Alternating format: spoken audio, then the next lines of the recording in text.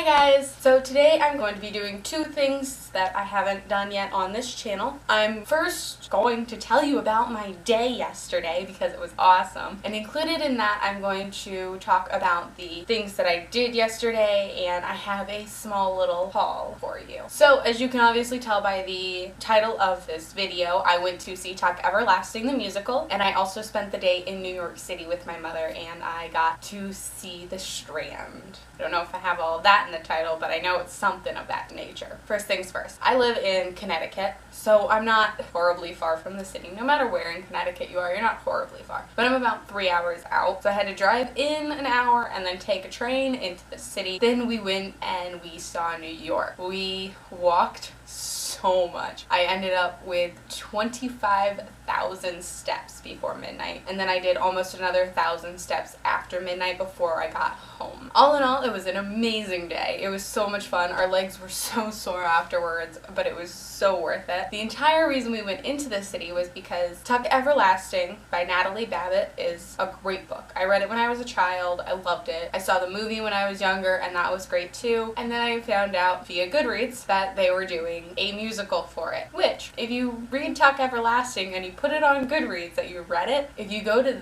that Goodreads page, I don't know if it's the same for everybody, but in every single spot that they have advertisements, they were all for Tuck Everlasting the musical. So Tuck Everlasting is about a girl, Winnie Foster, who, in all versions, she decides to run away and she runs into the Tucks. The Tucks are a family who, when they were traveling through 80 years ago, they drank water from a spring at the bottom of a tree in the forest that Winnie's family owns. So they never aged after that. Well, in the book, the horse drinks from the well, the cat does not. The cat died. The horse and the rest of them did not. So they come to realize, it's the spring, and then Winnie sees Jessie drinking from it and goes to drink from it, and chaos ensues.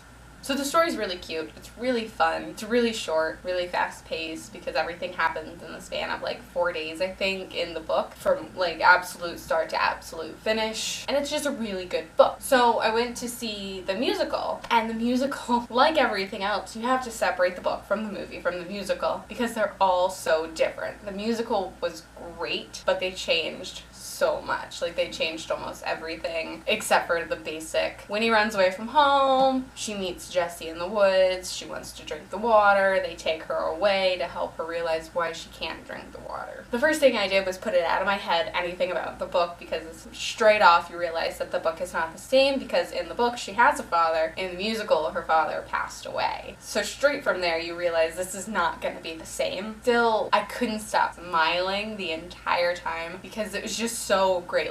All of the actors and actresses that they had were amazing. The little girl that they had for Winnie she was so cute. She looked like Winnie. She really did look the part. The guy who played Jessie was great. Miles was my favorite. Miles Tuck is the oldest son. In the book, he's not my favorite, but in the musical, he definitely was, because the actor, his voice was just so amazing. It just really carried, and it just sounded so great whenever he was singing. At first, I was concerned about the actress who played May, because at first she didn't really look like it when I was looking in the playbill, because it shows pictures of them, but when you see her on stage, she really does look the part. They all look the part, and they did so good with it. The stage was amazing. All the setup was amazing. It was just so good. The music was absolutely great. It was just beautiful. I can't really think of anything else to say other than I really enjoyed it, and if you get the chance, I would highly suggest going to see it if you've read the book, seen the movie, even if you haven't. I think it's amazing. So, now on to the other part of my day. We walked around New York. So first we went and we got our tickets at the theater, and then my mom wanted to see the Lion Brand yarn shop, which was a little bit of a disappointment because it was really small, and you'd think being in New York it would be a big store, but it was on an offshoot, really small store, really kind of disappointing. And then we went to the Strand. I only filmed when I was walking up to it. I made it. I made it to the Strand. I found it. I magically found it. I didn't actually film inside because the minute I walked inside, I was blown away. It was nothing that I expected. It was huge. so busy, so big. It was amazing. Oh my gosh. It was so big. I had so much fun walking around. Like, my mom went to go sit down because obviously from the theater to the Lion Brand store was just under 2 miles. And then it was somewhere around half a mile from the Lion Brand store to the Strand. So we walked a little over 2 miles by this point already. So we were starting to get a little sore. So we did that. And oh my gosh, I had so much fun at the Strand. I got a bunch of things, which I'm about to show you. One of the first things I realized I needed was a bag. So I got the Strand bag. Then I already have this book, but I'm going to see if I can return my other copy of it because I found a Strand signed edition of Salt to the Seas by Brutus Apettis, which I've only read one of her books so far. I've read Between Shades of Grey, and I really enjoyed it, so I don't doubt that I'll love this one just as much. And what better place to pick this up than in New York? Humans of New York Stories. It was also cheaper at the Strand than it is at Barnes & Noble's or Books A Million, so saved myself some money by buying it there. I really want to read the stories in here. You see the ones on Facebook, because I do follow them on Facebook, and they're so interesting. I can't wait to read the rest of them. Then I have 3 single issues of the comic, and we haven't been able to find the other copies, so I went ahead and picked up these 2 volumes of The Wicked and the Divine. I read a little bit out of the first one on the train back, but I was exhausted, so I wasn't reading very much. Then I got magnets and a bookmark. Books, sweet books. There is no such thing as too many books, and I am a book collector. I also found this really cool bookmark. It's the One Ring, and on this side it says, "One ring to rule them all, one ring to find them, one ring to bring them all, and in the darkness find them." And the last thing I got was my banned books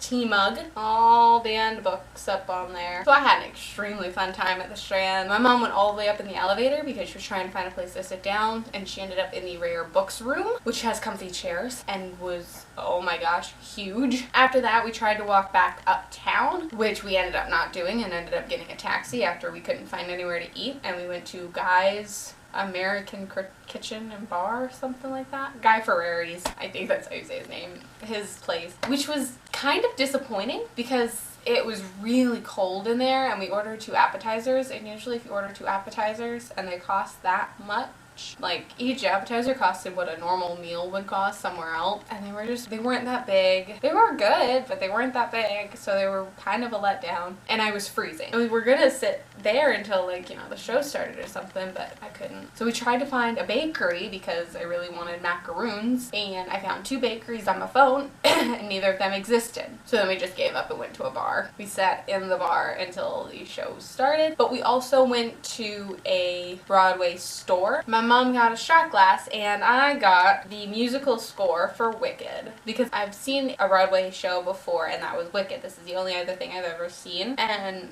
I love it. I love Wicked. I want to read the books, which I haven't done yet because I'm nervous about it, because this is an excellent example that they do change things and there isn't exactly going to be singing in the books. So I'm excited to read the books, but I'm also nervous. But now if I really want to, I can play the music. And then finally, after going to the show, I got this shirt, "If you could live forever, would you?" And another tote because I have a thing for totes. And this just says, "If you could live forever, would you?" over and over and over and over and over again, with the Tech Everlasting on the front. So I think it was a pretty successful trip to New York. After we saw the musical, we walked back to Grand Central, got on a train, came home. I ended up sleeping on the train because it was so late. We got the 11:26 train back from New York, so we didn't get back to my apartment until almost 2:30, 3 o'clock. Overall, I had a lot of fun in New York. Like, it was just a really good experience, and I'm really glad I got to experience it with my mom this time, other than the complaining, because we did do a lot of walking. According to my Fitbit, we did somewhere around 8.5 miles, which I would definitely believe. So if you have been to see